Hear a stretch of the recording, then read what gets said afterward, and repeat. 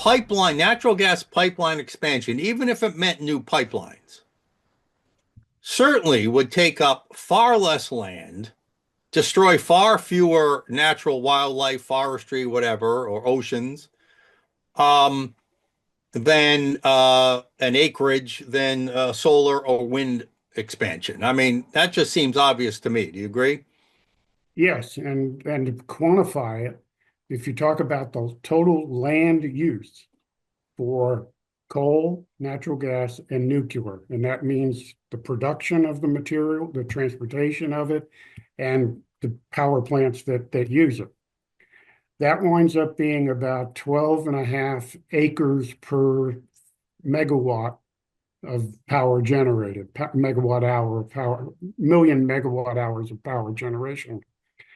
If you talk about solar, you're looking at roughly 43 and a half acres. And if Wow. you're talking about wind, you're looking at something like over 70 acres.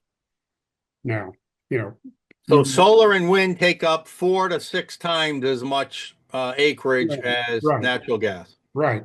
And that's because that's a problem when you talk about New England.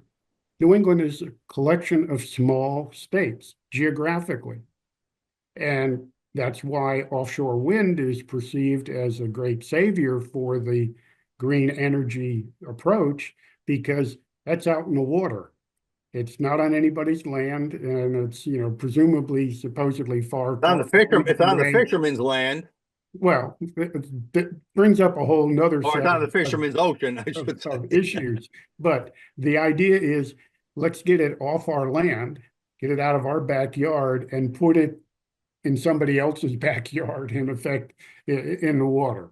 Now, the cost of doing that is about 5.5 times the cost of doing it onshore, of generating the power Right. onshore. So cost, acreage, Right. this is why investments in green energy are relatively down compared to investment in the future of fossil fuels.